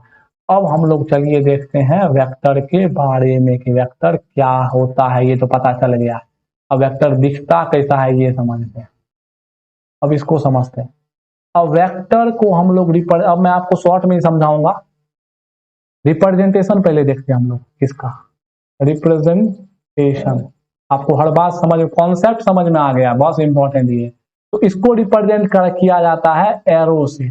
अब ये एरो का मतलब क्या हुआ कि मान लेते हैं कि ये एरो है। तो एरो का दो पार्ट होता है, एक ये पार्ट होता है और दूसरा कौन सा पार्ट होता है, ये पार्ट होता है। तो इस पार्ट को बोला जाता है हेड। अब ये चीज तो आपको याद रखना पड़ेगा कि वेक्टर को रिप्रेजेंट करने का तरीका तो वो तो हम लोग अपने मन से देते हैं। आप इसको अपना नाम भी दे सकते हैं, हम भी अपना नाम देंगे। और साइंटिस्ट जब चुने तो वो हेड दिए, तो हेड हम लोग को मान के चलना। और इसको क्या बोला जाता है, टेल बोला जाता है। मतलब एक वेक्टर के पास हेड होता है और टेल होता है। मतलब एक वेक्टर जहां से स्टार्ट हो रहा है वो हेड है, और जहां पे एंड हो रहा है वो क्या है, टेल है। ये चीज आपको समझ में आ रही है। अब देखिए, जिधर टेल का डायरेक्शन होगा उधर ही वेक्टर का क्या होगा, डायरेक्शन होगा। अगर मैं बताऊं डायरेक्शन की बात, अगर मैं बात करूं किसकी, डायरेक्शन की, होगा वेक्टर पास दोनों चीज, मैग्नीट्यूड पे भी बात करेंगे। तो डायरेक्शन किधर होगा, टुवार्ड्स टेल। जिधर आपका टेल होगा उधर क्या होगा, डायरेक्शन टुवार्ड्स टेल। अब कहने का क्या सेंस है, इसको एग्जांपल से समझते हैं। जैसे कि मान लीजिए कि एक बॉडी इस पे चल रहा है, इस सरफेस पे चल रहा है ऊपर, कि बॉडी इस पे चल रहा है, इसका वेक्टर किधर होगा, ऐसे होगा, इस डायरेक्शन में होगा। अब एक बॉडी मान लीजिए ऐसे चल रहा है, तो इसका वेक्टर ऐसे दिखाए तो मतलब ये किधर चल रहा है, इधर चल रहा है। और वहीं यहीं पे अगर आप एक बॉडी पे ऐसे वेक्टर दिखा दिए, मतलब ये कुछ ऐसे चलने वाला है। तो वेक्टर का जिधर एरो होगा, मतलब जिधर आपका टेल होगा, जिधर एरो साइन करेगा, इसको ऐसे भी लिखा जाता है, जिधर एरो एरो साइन करेगा, मतलब डायरेक्शन दिखाएगा, साइन करेगा, वही डायरेक्शन होगा। बात समझ में आ रही है ना। तो अगर आपको एक वेक्टर को रिप्रेजेंट करना हो तो आप उसको किससे रिप्रेजेंट करोगे, एरो से रिप्रेजेंट करना हो। अब मैं इसका एग्जांपल आपको बताता हूँ, रिप्रेजेंटेशन का क्या मतलब हुआ। जैसे वेलोसिटी, तो वेलोसिटी एक वेक्टर क्वांटिटी, आपको पता है तो कैसे लिखोगे, वेलोसिटी के ऊपर आपको एरो बना देना है। बात समझ में आ रही है ना। ऊपर आपको क्या बना देना, एरो बना देना है। इसका मतलब क्या हो गया, ये वेक्टर को रिप्रेजेंट कर रहा है। ये किसको रिप्रेजेंट कर रहा है, रिप्रेजेंटिंग वेक्टर, रिप्रेजेंट्स वेक्टर। अब आप कोई बोलेगा कि सर ऐसे लिखेंगे तो क्या होगा सर, ये कोई तरीका ही नहीं है, इसका ये मतलब नहीं है कि वेलोसिटी इस डायरेक्शन में, बिल्कुल ये मतलब नहीं है, ये कोई तरीका नहीं है। एक तरीका हम लोग अपनाते हैं, जैसे मान लीजिए आपका फोर्स, फोर्स भी क्या है, एक वेक्टर क्वांटिटी है, तो आप उसको सिर्फ ऐसे नहीं लिख सकते हो, आपको उसको ऐसे लिखना होगा। मतलब ये इसका रिप्रेजेंट करने का तरीका है, ये भी इसका रिप्रेजेंटेशन है। देखिए कई बुक्स में आपको वेक्टर को रिप्रेजेंट करने का एक और तरीका दिया जाता था, आपको इसको बोल्ड करके अगर आप लिख देते हो पूरा बोल्ड करके, तो ये भी वेक्टर को ही दिखाता है। तो बोलिए आप एग्जाम में जो करने जाइएगा तो क्या वहां बैठ के बोल्ड करते रहिएगा, तो सिंपल तरीका को हम लोग अपनाएंगे। तो सिंपल तरीका, सिंपल एरो लगा दीजिए, किसी को अगर वेक्टर दिखाना हो उसके सर पे एरो लगा दीजिए, तो वो क्या हुआ, इसका रिप्रेजेंटेशन हुआ। और इसका डायरेक्शन किस डायरेक्शन में होता है, डायरेक्शन होता है टुवर्ड्स द एरो, जिधर आपका एरो होगा उधर ही होगा, यानी कि जिधर आपका टेल होगा। अब अगर हम लोग बात करें इसके मैग्नीट्यूड की, तो आखिर वेक्टर में क्या ऐसा है जो उसके मैग्नीट्यूड को दिखाता है। तो the length of the arrow, the length of the arrow, the length of the arrow represents the magnitude. मतलब जो एरो का लेंथ होता है वो किसको दिखाता है, मैग्नीट्यूड को दिखाता है। मतलब मैं अगर इसको एग्जांपल से आपको समझाऊं, तो मान लेते हैं आपके पास एक वेलोसिटी है, ये दिया हुआ है 5 मीटर पर सेकेंड। ये 5 मीटर क्यों, 5 मीटर तो हम लोग क्या कहते हैं, मैग्नीट्यूड तो फिक्स कर लिए, लेकिन समझेंगे कैसे मैग्नीट्यूड के बारे में। मान लेते हैं कि आपके पास ये एक वेलोसिटी वेक्टर है, मान अब देखिए आपको पता है। अब आप क्या करिएगा, ये आपका कुछ वेलोसिटी वेक्टर है, मान लेते हैं v1। अब आपको पता चल चुका है वेक्टर के बारे में, तो अब आप ये चीज जान लीजिए कि कहीं भी आपको फिजिक्स में वेक्टर आए तो वहां पे आपको सतर्क हो जाना है। मतलब क्या कि जो आप स्केलर के साथ कर रहे थे वैसा मैथमेटिक्स आप वेक्टर के साथ नहीं लगा सकते हैं। तो वहां पे जब भी आपको वेक्टर दिखे तो वहां पे आपको सतर्कता अपनानी होगी, और हम लोग आने वाले चैप्टर्स में इस चीज को देखेंगे। अगर आप सतर्क नहीं हुए, नजर हटी दुर्घटना घटी, मतलब आपका सवाल गलत होने वाला है। मान लेते ये V1 है और दूसरा आपका ये है V2। अब बताइए V1 और V2 के बारे में अगर कहा कि कमेंट करो, तो आपको पता है कि V1 का जो मैग्नीट्यूड है, मैग्नीट्यूड को मॉड से दिखाया जाता है, वो छोटा है किससे, V2 के मैग्नीट्यूड से। क्यों, क्योंकि उसका लेंथ क्या है, बड़ा है। अगर आपको फिगर देके कोई पूछते तो आप यहां से ये समझिए, पर डायरेक्शन क्या है, सेम है। डायरेक्शन आपका क्या है, सेम है। बात समझ में आ रही है, डायरेक्शन आपका क्या है, सेम है। तो जनरली यही दो बात रहता है आपको वेक्टर में, कि वेक्टर का क्या होता है, अपना एक डायरेक्शन भी होता है और अपना एक मैग्नीट्यूड भी होता है। मतलब अगर आप उसके डायरेक्शन को चेंज करते हो तो मैग्नीट्यूड चेंज होगा, मतलब कहते हैं वेक्टर चेंज होगा। अब देखिए एक चीज मैं बोल रहा हूँ आपको, एक चीज का थोड़ा फील दिलाता हूँ आपको। आखिर एक्चुअल में वेक्टर कोई कहता है, मतलब डायरेक्शन को चेंज करने से वो क्वांटिटी का वैल्यू बदल जाता है, इसका सर क्या मतलब है। जैसे कि मैं कह रहा हूं कि I am saying that on changing either, दोनों में से कुछ भी, आइदर मैग्नीट्यूड से तो आपको समझ में आता है, हाँ सर 5 न्यूटन है तो 2 न्यूटन बोलेंगे तो कम हो गया फोर्स, पर डायरेक्शन में फील नहीं आता। मैग्नीट्यूड मैग्नीट्यूड और direction, I am saying on changing either magnitude or direction, the vector quantity, the value of vector quantity changes। अब इसका क्या फील है ये समझिए। आप जब एक चीज बताइए, आप जब मार्केट गए होंगे तो दुकान में तो घुसे ही होंगे, अच्छे दुकान में थोड़ा, जहां पे गेट जो होता है वो शीशा का लगा होता है।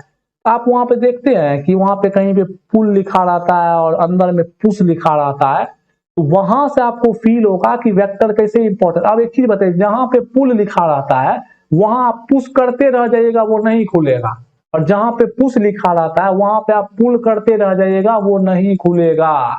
क्यों, क्योंकि आपने वहां पे डायरेक्शन के साथ हेर फेर किया तो उसका इफेक्ट नहीं दिख रहा है, वो अपना वैल्यू को लेकर आ ही नहीं रहा है। आप जहां पे पुश लिखा हुआ है वहां पुल करते रहिए ना, फोर्स अपना वैल्यू दिखाएगा ही नहीं, फोर्स अपना इफेक्ट दिखाएगा ही नहीं, मतलब आप कितनों करते रहिएगा कोई इफेक्ट शो नहीं होगा। और जहां पे पुश लिखा हुआ है वहां पुल करते रहिए, कोई इफेक्ट शो नहीं होगा। तो डायरेक्शन बहुत मैटर करता है, अगर आपका डायरेक्शन अगर चेंज होगा तो उसका वैल्यू चेंज हो जाएगा और कोई इफेक्ट शो नहीं होगा। क्योंकि भाई चेंज होने का मतलब क्या, इफेक्ट शो होना। तो अगर आप डायरेक्शन जो दिया हुआ है उसका पालन नहीं करते हो तो कोई इफेक्ट भी नहीं होगा, क्योंकि दोनों से मिलकर एक वेक्टर बना हुआ है। इसलिए अगर आप पुश की जगह पुल करते हो तो वहां पे आपको कोई प्रभाव नहीं दिखने वाला। अगर आपको कोई प्रभाव नहीं दिखने वाला, इसका क्या मतलब है, वो चीज आप पे डिपेंड ही नहीं कर रहा है, मतलब आप उसके लिए कोई वैल्यू ही नहीं रखते हो। अगर आप डायरेक्शन को चेंज करते हो तो आपका वेक्टर चेंज होता है, या फिर मैग्नीट्यूड को चेंज करते हो तो आपका वेक्टर चेंज होता है। आई होप आपको ये समझ में आ गया होगा। और बताइए, तो यहां से हम लोग ये भी तो बोल सकते हैं, अगर हम लोग डायरेक्शन को चेंज नहीं करें, if we do not change direction, if we do not change the direction and magnitude, अगर हम लोग किसी वेक्टर का डायरेक्शन या मैग्नीट्यूड को ना चेंज करें, if we do not change the direction और magnitude of a vector quantity, then तब क्या होगा, then its value will not change. ये भी तो बात बोल सकते हैं, विल नॉट चेंज। ये लाइन का इतना इंपॉर्टेंस है ना, ये अब आपको पता चलेगा। देखिए मतलब मैं क्या कह रहा हूं कि मान लेते हैं, और आपको पता है मैग्नीट्यूड कैसे दिया जाता है, लेंथ से। अगर हम लेंथ नहीं चेंज करेंगे, और बताइए डायरेक्शन कहां से दिया जाता है, तो डायरेक्शन इज प्रो, आपको पता है मैं यहां लिख दे रहा हूं कि मैग्नीट्यूड, यहाँ एग्जांपल मेरे को नहीं लिखना चाहिए, तो कॉन्सेप्ट ही मैं बता रहा हूं।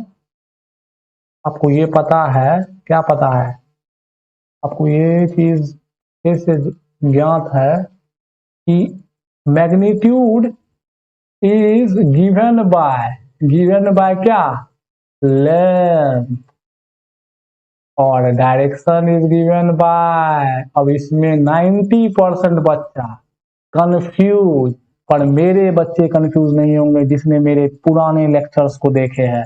Direction is given by angle, रे बाबा, एंगल यानी क्या, थीटा।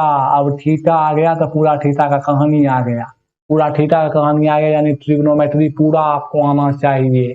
अगर आपको रियलिटी में इसका फील चाहिए पूरे रूप से, जैसे आधा सीधा तो सब पढ़ लेता है, क्या दिक्कत है उसमें, पढ़िए आधा सीधा। लेकिन अगर आपको पूरा जानना है तो पुराने पूरे लेक्चर्स को देखिए, आपको एक एक चीज क्लियर होगा। मतलब अगर आप डायरेक्शन को बदलते हो, मतलब क्या, उसके एंगल को बदलते हो।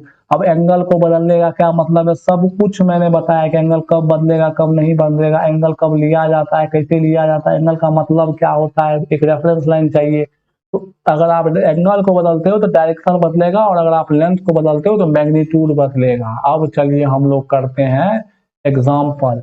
मान लेते हैं कि हमारे पास एक वेक्टर है ऐसे, ठीक है, जिसका लेंथ है l, और ये बना रहा है कुछ थीटा एंगल। तो ये एक फिक्स डायरेक्शन में होगा, यहाँ से अगर कोई बंदा वो खड़ा रहेगा तो क्या बोलेगा, ये एक फिक्स डायरेक्शन में, किधरों तो नहीं बोलेगा जाते, वो बोलेगा इधर जा रहा है, फिक्स है।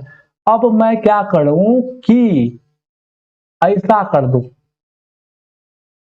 ऐसा कर दूं, एल लेंथ ही रख दूं, पर ये थीटा क्या हो गया, डैश। तो ये क्या वेक्टर सेम है, अगर मैं इसको वेक्टर 1 बोलूं, इसको वेक्टर 2 बोलूं, तो आपको पता है क्या, vector 1 is not equal to vector 2, क्योंकि डायरेक्शन क्या है, डायरेक्शन आपका कर गया डिफर। पर अगर मैं एक ऐसा केस लूं, पर मैं अगर एक ऐसा केस लूं कि ये आपका एक वेक्टर है जो कि एंगल बना रहा है थीटा, और ये है आपका, ये इधर एरो कर रहा है, और अब मैं अगर मैं ऐसा केस ले लूं, ये यहाँ पे आया, इसका लेंथ अभी भी है, और हॉरिजॉन्टल के साथ एंटी क्लॉक। अब आपको एंगल पूरा आना चाहिए, एंटी क्लॉकवाइज क्लॉकवाइज सब मैंने समझाया है। अभी ये ठीक है, तो क्या बताइए इस बार वेक्टर 1 और वेक्टर 2 अलग है, तो आप बोलोगे नो सर, सब कुछ सर सेम है, तो वेक्टर 1 लिखिए या सर वेक्टर 2 लिखिए। यहाँ पे भी चलिए लगाते हैं सहूलियत के लिए, वेक्टर 2 क्या है, सेम है।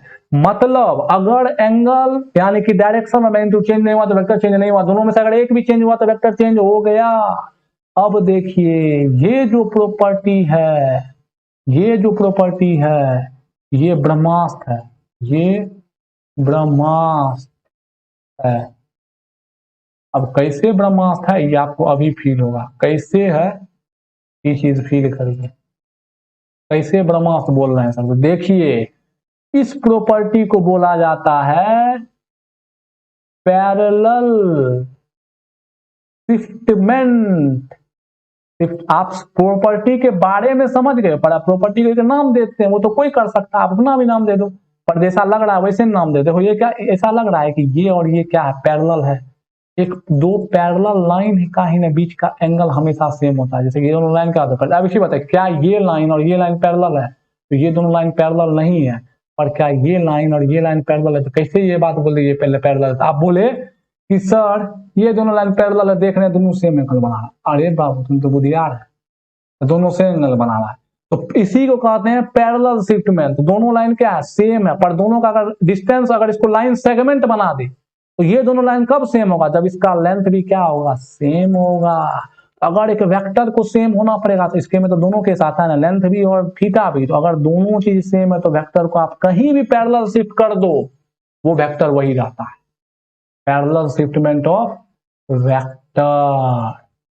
और ये ब्रह्मास्त्र है हमारा। आप देखिए क्यों ब्रह्मास्त्र है, मतलब क्या कि एक वेक्टर ऐसे है और वो थीटा एंगल बना रहा है, आप इसको उठा के यहाँ कर दो, अभी भी थीटा एंगल बना दो, आप इसको उठा के यहाँ कर दो, अभी भी थीटा एंगल बना दो, आप इसको उठा के नीचे कर दो, अभी भी थीटा एंगल बना दो। लेंथ सेम रखो, सबका length L L L L L L.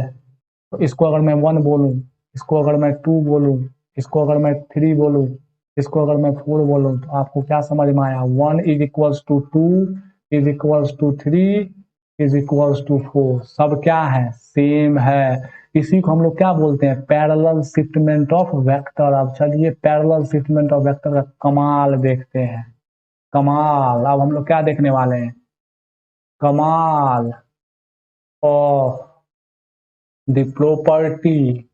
मतलब आप समझ रहे हो, देखो ना अभी क्या कमाल होगा, property of parallel shiftment. Parallel shiftment, parallel shiftment का क्या कमाल है, इस चीज को हम लोग देखते हैं। चलिए मैं आपको एक एग्जांपल से इस चीज को समझाना चाहूंगा, बस ये सब कल के क्लास में फिर हम लोग करेंगे। अब हमारा लेक्चर बहुत लेंदी हो रहा है, तो अब लेक्चर को ऑफ किया जाए, तो एक ये टॉपिक डिस्कस कर देते हैं, उसके बाद कल के क्लास में सीखेंगे। तो देखिए मान लेते हैं कि आपके पास 10 वेक्टर है, मान लेते हैं कि बॉडी है। वेक्टर करने का मतलब क्या है, वेक्टर मतलब कोई physical quantity, force, velocity, acceleration, कुछ भी वेक्टर। मान लेते हैं कि एक 1 kg का बॉडी है, इस पे एक फोर्स ऐसे लग रहा है 2 न्यूटन, एक फोर्स ऐसे लग रहा है 1 न्यूटन, एक फोर्स ऐसे लग रहा है 3 न्यूटन, एक फोर्स ऐसे लग रहा है 4 न्यूटन, एक फोर्स ऐसे लग रहा है 5 न्यूटन। सबका एंगल दिया हुआ है, मान लीजिए ये थीटा पे लग रहा है, या आपको ये भी थीटा पे लग रहा है और ये भी किस पे लग रहा है, थीटा पे लग रहा है। तो मैं पूछूं अगर एफनेट, तो फट गई आपकी, बस मेरी भी फटी थी पहली बार में। अब देखिए इतना भयंकर चीज को आपको सॉल्व करना है, तो सबसे पहली बात तो वेक्टर एफनेट यानी क्या, रिजल्टेंट पूछा जा रहा है। रिजल्टेंट पूछने का मतलब क्या, एडिशन पूछा जा रहा है। तो एडिशन करने का तो पहले तरीका आना चाहिए कि भाई वेक्टर को ऐड कैसे करते हैं, ये पता होना चाहिए। अभी तो हम लोग नहीं सीखे, लेकिन अब इसको देखेंगे कैसे, ये भी तो जरूरी आना चाहिए। तो अब देखिए इसको देखने का तरीका क्या होगा, आपका देखने का तरीका। देखिए इतना कंफ्यूज आप ऐसे ऐड नहीं ना कर सकते हो, क्योंकि ऐड करने समय आपको डायरेक्शन और मैग्नीट्यूड दोनों का ध्यान रखना पड़ेगा। तरीका, तरीका क्या होगा इस चीज को देखिए। तो हम लोग क्या करते हैं, हम लोग क्या करते हैं कि एक हम लोग जानते हैं एक्स वाई एक्सिस, हम लोग क्या करते हैं एक्स वाई एक्सिस बनाते हैं, और ऐसा इमेजिन कर, ऐसा मानते हैं कि पार्टिकल कहाँ पे है या बॉडी बीच में है। अब दिखा देते हैं जो जो फोर्स लग रहा है। अब देखिए ये फोर्स को हम लोग क्या किए, ये फोर्स को पैरेलली, चलिए 2 न्यूटन वाला को पहले देखते हैं। मैं दूसरा कलर यूज कर रहा हूँ ताकि वो समझ में आए। अब देखिए 2 न्यूटन वाले को पैरेलली शिफ्ट करके कहाँ ले आए, यहाँ ले आए, कोई दिक्कत। उसके बाद देखिए 3 न्यूटन वाले को भी पैरेलली शिफ्ट करके यहाँ ले आए, कोई दिक्कत। इसको एंगल बोल दिए क्या, थीटा। उसके बाद क्या किए कि 1 न्यूटन को भी शिफ्ट करके पैरेलली यहाँ ले आए, कोई दिक्कत। उसके बाद क्या किए कि इसको भी शिफ्ट करके पैरेलली किधर ले आए, 5 न्यूटन वाला को भी शिफ्ट करके पैरेलली किधर ले आए, किधर ले आए।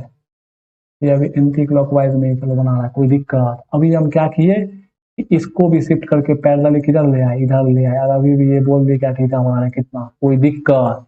तो देखिए वेक्टर को पैरेलल शिफ्ट किए हम लोग, पैरेलल शिफ्ट किए, तो देखिए ये कॉम्प्लेक्स फिगर कितना आसान फिगर बन गया। अब आपको अब क्या करना, अब आपको रिजल्टेंट निकालना है ना। एफ नेट निकालने के लिए आपको रूल पता होना चाहिए, रूल पता होना चाहिए, जो कि आपको पढ़ना नहीं है, और आपको आज मैं पढ़ाऊंगा भी नहीं, और आगे शायद देखते हैं पढ़ाया जाए कि नहीं पढ़ाया जाए, पर आपको ये तो पता चल गया कि पैरेलल शिफ्टमेंट का इंपॉर्टेंस क्या है या क्या उसका प्रॉपर्टी है। अभी तक हम लोगों ने वेक्टर के हर चीज को समझ लिया है, वेक्टर होता क्या है, उसको रिप्रेजेंट कैसे करते हैं, उसका क्या क्या प्रॉपर्टी है। अब उसके ऑपरेशंस आते हैं जो कि आपके सिलेबस में कतई नहीं है। मैं देखूंगा कि मुझे आगे पढ़ाना चाहिए कि नहीं पढ़ाना चाहिए, पर आपको कहीं यूज उतना नहीं आएगा। पर इसके मैथमेटिक्स को अभी तक हम लोगों ने डेवलप नहीं किया, आखिर वेक्टर के मैथमेटिक्स को सॉल्व कैसे करेंगे। तो सिंपली अब हम लोग उसके मैथमेटिक्स को देखने वाले, यानी कि उसके ऑपरेशन को देखने वाले हैं। पर ऑपरेशन में देखिए एडिशन, सब्ट्रैक्शन और मल्टीप्लिकेशन, डिवीजन सब आता है। अब हम लोग देखेंगे कि हम लोग क्या पढ़ सकते हैं और क्या पढ़ नहीं सकते, मतलब क्या आपके सिलेबस में होना चाहिए और क्या आपके सिलेबस में नहीं होना चाहिए। आज का लेक्चर यहीं तक है। आई होप आप इंतजार करोगे अगले लेक्चर के लिए, और आई होप आपको ये समझ में आया होगा। अगर आपको कोई क्वेरी रह जाता है तो कमेंट बॉक्स में कहिए, या टेलीग्राम ग्रुप में जाके ज्वाइन करिए और वहां पे कह सकते हैं। अगर आपको नोट्स चाहिए तो हमारे नीचे दिए गए डिस्क्रिप्शन बॉक्स में टेलीग्राम ग्रुप का लिंक है, जाइए ज्वाइन करिए, नोट्स लीजिए, पूरे चैनल का बेनिफिट लीजिए और अच्छे से सीखिए और पढ़ाई करते रहिए। Thank you very much.